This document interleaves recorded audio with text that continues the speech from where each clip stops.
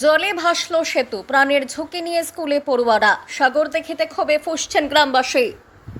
বর্ষা নামতে বিপর্যস্ত মুর্শিদাবাদের সাগর দেখি বোকরা ২ নম্বর অঞ্চলের দুহাল দুর্গা মন্দির থেকে ধামুয়া এমএসকে স্কুলের সংযোগকারী অস্থায়ী ভগ্নদশার সেতু জলের তলায় চলে যাওয়ায় চরম দুর্ভোগে পড়েছেন এলাকাবাসী। সবচেয়ে বেশি সমস্যায় পড়েছে স্কুল পড়ুয়া ছাত্রছাত্রীরা, যাদের জীবনের ঝুঁকি নিয়ে সেতু পারাপার করতে হচ্ছে।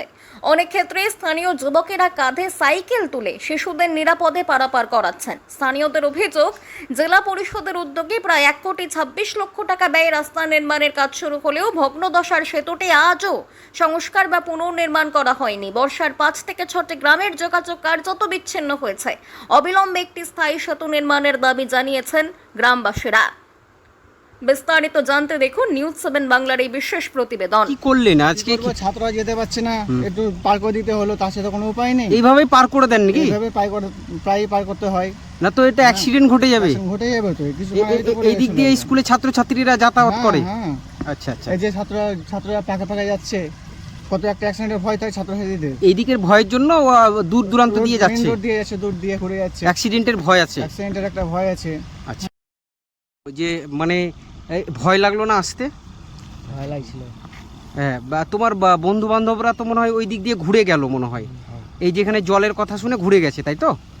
আচ্ছা, কোন স্কুলে পড়ো তুমি?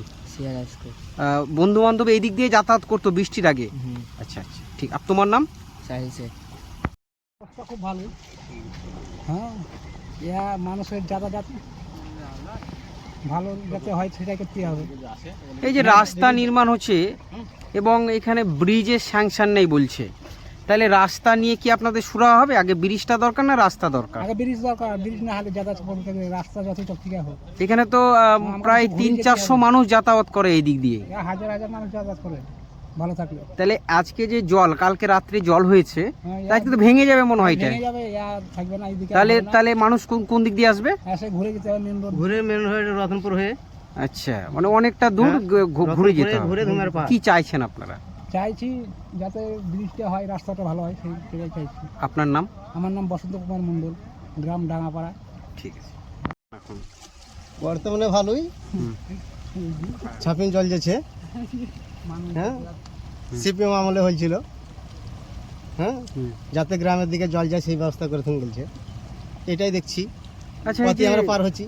এই যে ড্রেন, মানে এখানে ব্রিজ নির্মাণ হচ্ছে না, হচ্ছে তো নতুন রাস্তা হচ্ছে, এতে কি খুশি আপনারা? না না, ব্রিজ না হলে কি রাস্তা হয়? অনেক খুশি করে দিয়ে গেছে তো। এই যে রাস্তা দিয়ে গেছে, হ্যাঁ, ডাঁশ, মোটা মোটা পাথর, পিচের কোনো ব্যবস্থা নাই। সরকার চেঞ্জ, রাস্তাও চেঞ্জ, এখন রাস্তা এইভাবেই থাকবে। নেতারা বলছে যে এখানে ব্রিজের কোনো স্যাংশন নেই, রাস্তাই হবে। তাহলে যদি ব্রিজ না হয় তাহলে রাস্তা নিয়ে কি আপনাদের কোনো সুরাহা হবে? স্যাংশন নেই, স্যাংশন হয়েছিল, তুলে উঠে গেছে, আর তো স্যাংশন নেই, ওইটাই দেখাচ্ছি। আর আমরা কি বলবো? রাস্তা, তাহলে রাস্তা যদি হয়ে গেল, ধরেন এখানে ব্রিজ হলো না, তাহলে তো আবার ওই ঘুরে আসতে হবে আপনাদের। হ্যাঁ, ঘুরেই তো বর্ষাকালে। এখন কি অবস্থা এখানে? এখনকার